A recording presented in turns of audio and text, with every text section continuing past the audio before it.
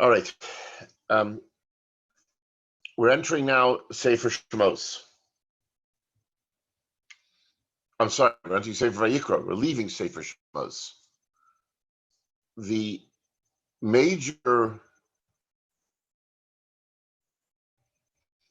effect of Sefer Shemos was that we were able to serve, as in the beginning of Sefer Shemos, when Hashem is having a conversation with Moshe Rabbeinu, and Hashem says, what merit will the Jews have to be taken out of Egypt? Tavdun as Hashem Elokim Bahar Hazeh. You will serve Hashem in this mountain. That was the central effect of serving Hashem at Mount Sinai and acquiring that relationship. It evolved, the way the Ramban learns, this is the way we've chosen to explain it. It's evolved ultimately into being able to have something that will travel with the Jewish people, which is the story of the Ohel Moed, which is the story of the tabernacle. Now, what one must appreciate is that what is the agenda of the tabernacle? Till the end of Sefer Shemos, the agenda seems to be to have a place where God can rest himself. The pasuk says, "V'zachanti b'socham," and I will live in your midst. So, therefore, this idea is that after the story of the revelation at Sinai, then the Jews built a tabernacle so that Hashem, who had come down and revealed himself at Mount Sinai, now can live within the Jewish people. That's a way of presenting what happened in the book of Shemos. And the end of the book of Shemos ends up saying that process of creating the tabernacle, which will house God's presence, was a success. Such a success that Moshe couldn't even enter it. And that God's presence was so, what's the word I'm looking for? Was so profound that there was no room for Moshe to come in. That's how the book of Shemos ends. And one other fact it says, which I don't know if it'll be relevant right now, it might be relevant to the understanding of the holiday of Pesach, which is that at that point, then the Jews had something that they never, ever had in later life. We hope the third temple in time of Mashiach will require that. What was that? A constant symbol of Hashem's presence. And that was the cloud and the fire that was around the tabernacle. So there was a sign of tremendous closeness for the Jews that were in the desert for the 40 years. Okay, that's point number one I'd like to bring out. Point number two I'd like to bring out is that the Medrash says, the Gemara talks about Machlokus, Rabbi Shmuel, Rabbi Kiva. We know of revelation at Mount Sinai, and revelation at Mount Sinai, the Torah was given in its entirety. The question is, what does that mean in its entirety? That's the issue that has to be understood.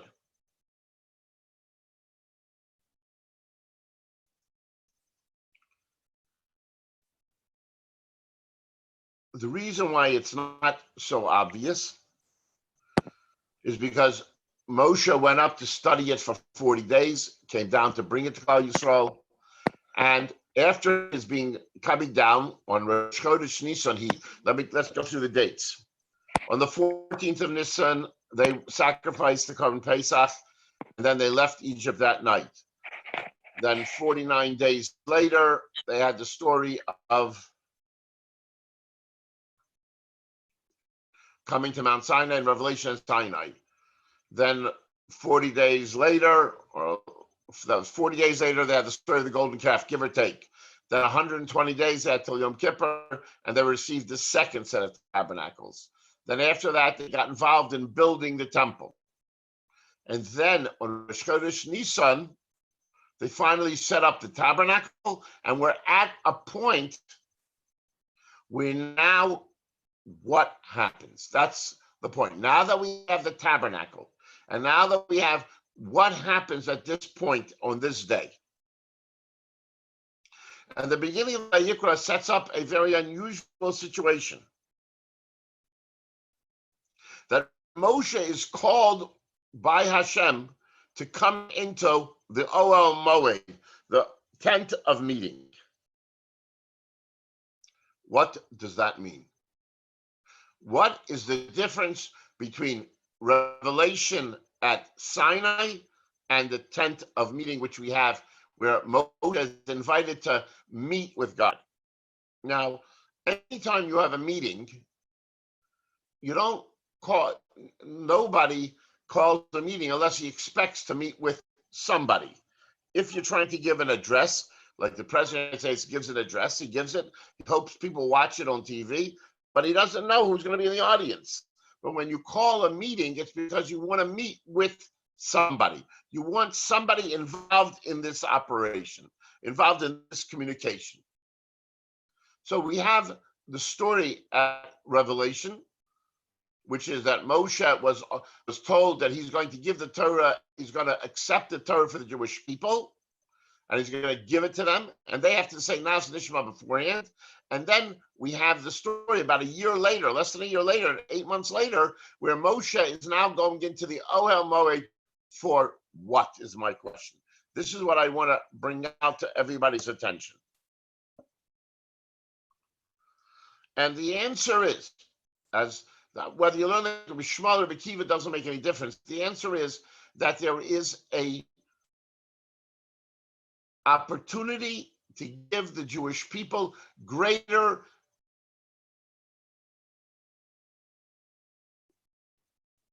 opportunity to acquire greater comprehension of those principles that were taught at Mount Sinai. That one would think, one might make the mistake to believe that you can only understand, you can only appreciate what God, the edict of Hashem, and the answer is that no, Hashem wants you involved with being able to appreciate the principles of what he was saying. And therefore we go to the beginning of Parshat Vayikra, which is the first time that the Jews are being offered this new way, new method, new process, new environment, new an alternative way of being able to appreciate what Hashem says, where Hashem calls Moshe in to discuss with him, to explain it to him, and that he can then incorporate it into his own interpretation, his own understanding. Rashi formulates that by saying that Moshe was given, when he was taught it by Hashem, he was given time, he was given breaks between every portion. Every law that he was taught, he was given time to think about it. Why is that important? Why is it important that he was given time to think about it? Because Hashem wants Moshe's awareness, Moshe's understanding, to be able to create that sense of the Torah, that we can appreciate the multiple ways of appreciating the depth of the Torah. Each one of us is challenged to be able to understand the Torah to the best of our abilities. And whenever we say the best of our ability, we're including in that our worldviews. And Hashem said to Moshe, in the beginning of Sefer Vayikra, we've now set up a tabernacle for us to meet. Vayikra al Moshe. And the way Rashi says Vayikra, it's the language that Malachim share with one another. They call to each other, let's get together and let's improve upon what we've had. No different then the world of science today is calling on each other to come together to figure out a solution for the coronavirus. Hashem called to Moshe and said, listen, let's figure out how to understand and appreciate and explain the Torah so that the people can gain the most from the Torah.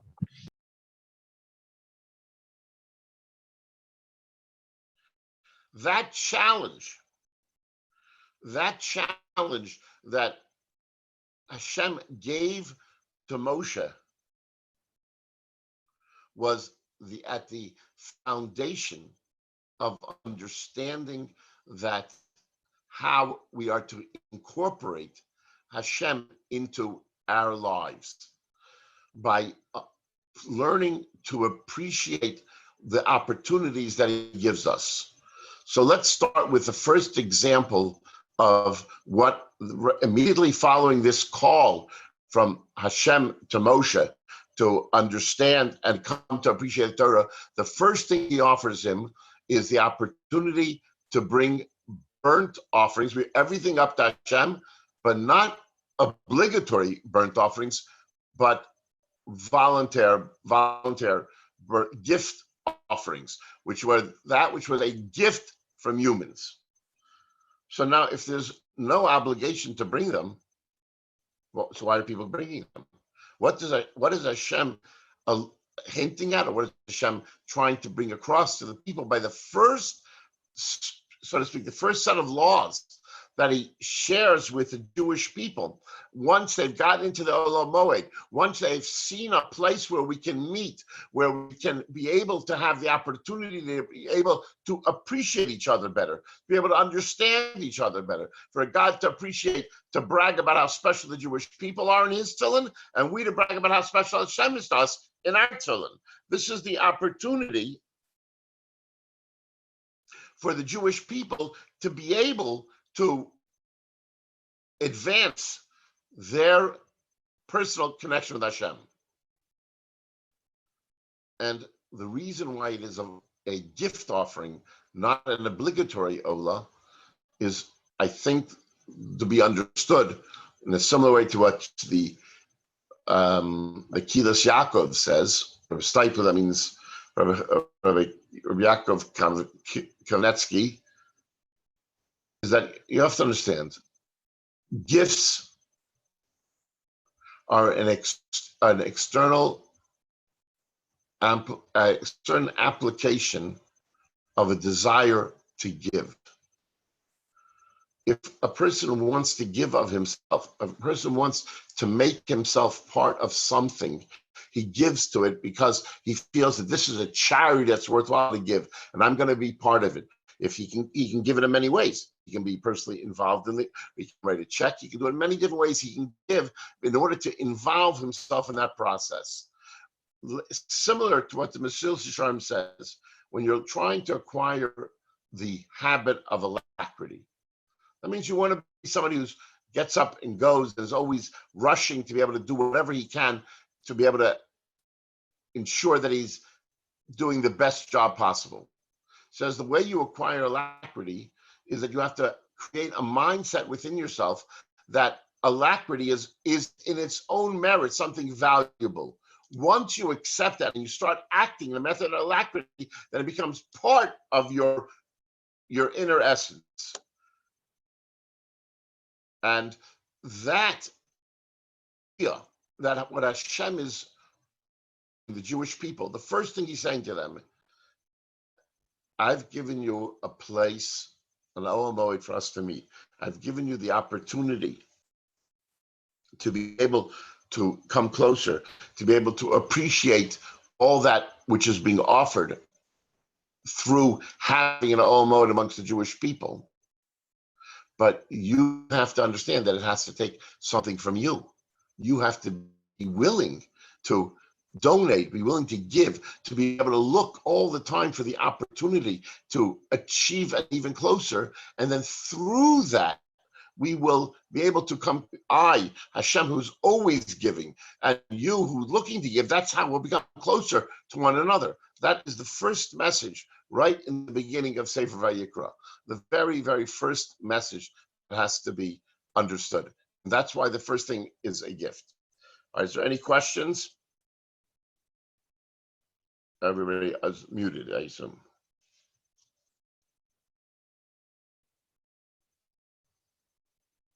Rabbi, it's Charisse. I have a quick question. You mentioned that, and I didn't hear the source, but you mentioned that there was a pause after Hashem would give Moshe instruction or explain it to him, and I was just wondering how we know that. Is that something that Moshe conveyed to other people? And it's conveyed, that point, that the pause is conveyed by when you look at the Torah, you'll see that there's a paragraph delineation that are different ways of pausing, and the rabbis tell us what was the reason for that instruction. Why don't we have all the words straight? Why don't we have it one big paragraph? No, if you look at the Torah, it's broken up into small paragraphs, so to speak.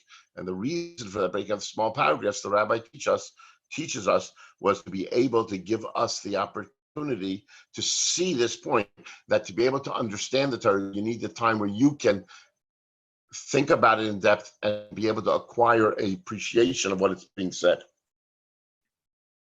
Okay, got it. Thank you. Okay, any other questions?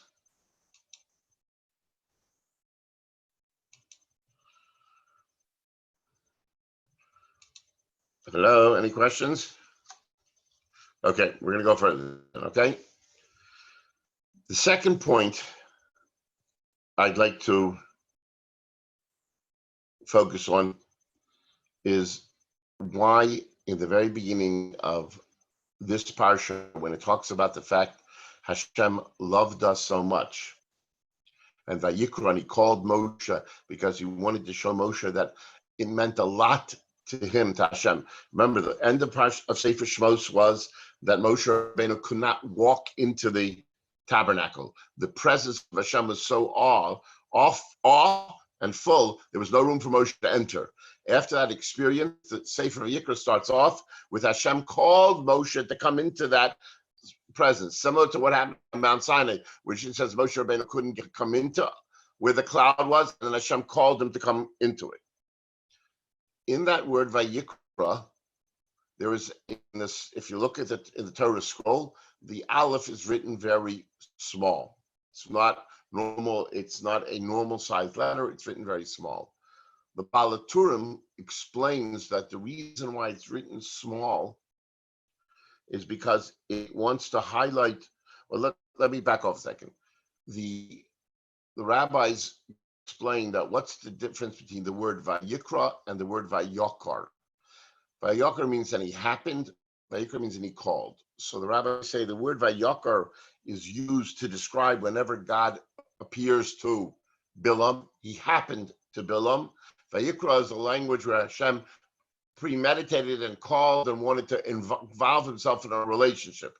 The idea of Vayikra is that Hashem really doesn't want to deal with Bilam, but he feels he has to, so he happened to him. That's the difference. So at this point in time, where Hashem turns to Moshe and says, and he calls him and shows him how special Moshe is to Hashem, then Moshe turned to Hashem and said, but it's not really true. I'm not that special. It's just you, Hashem, that's so special. Your caring for us makes us feel, and I feel so indebted that I, Moshe, want to do anything and everything that could make you happy, Hashem. And therefore, Moshe, because of his humility, did not want to be perceived as he was a part of this process of giving Hashem's Torah to the Jewish people, or be able to elaborate the law, and he therefore made himself small.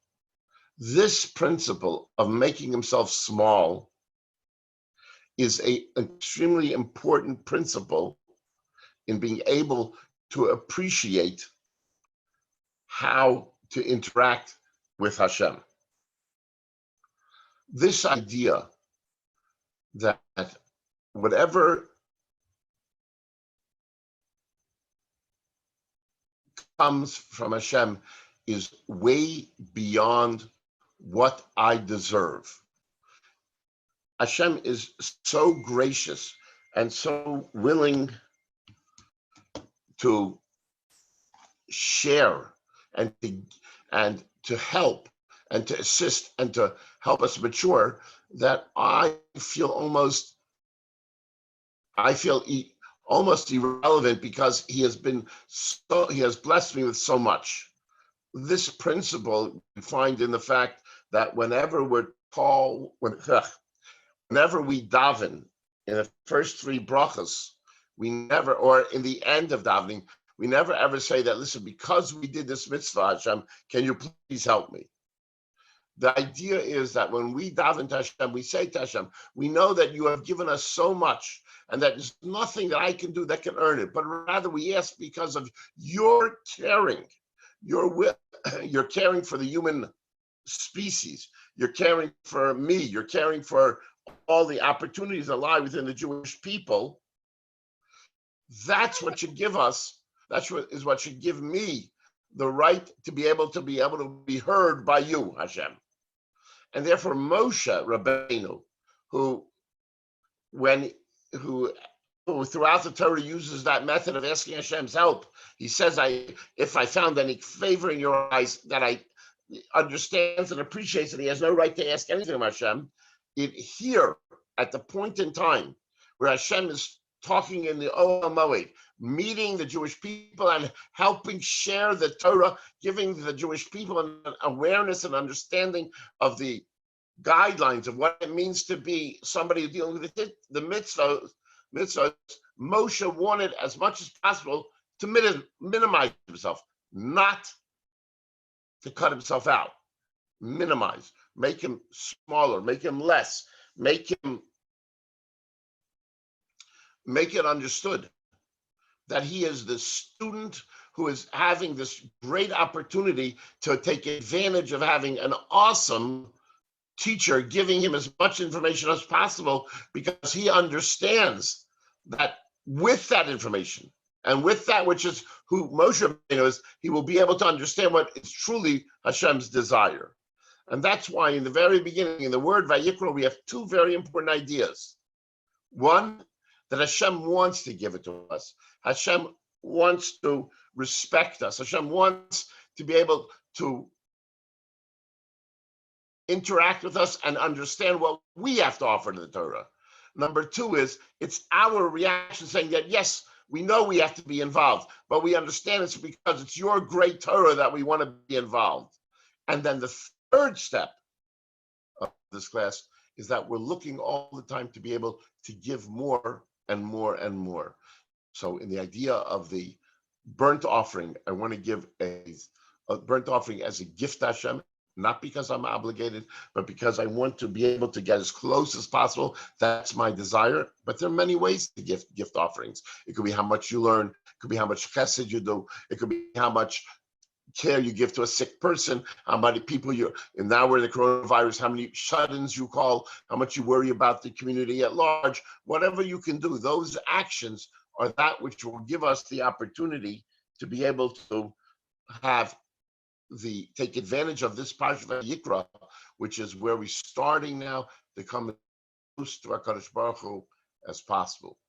I believe, and this is just my own belief, something's always bothered me over the years, which is, we just finished the book of Exodus, where the story of the Exodus. Couldn't God have massaged the structure of the Torah and made it that we read the portions of the Exodus when we're celebrating the holiday of Passover? Why did we do the holiday of Passover before? And now we're into it's approximately, we're always doing these portions, talking about Yikra and the time holiday of Pesach. I'd like to offer that this portion and these ideas are the ideas that Pesach, that we hope that through going to Pesach this year, that we're able to see a new way of understanding and appreciating how we can serve Hashem better and become closer to him and take greater advantage of the experience of having a relationship with Hashem. So I'd like to end Hopefully, if anybody wants to join, we're going to go do the second half of the portion on, I think it's Thursday night. Take care. Have a great night, everybody. If there's any questions, I'll stay on for a few minutes longer.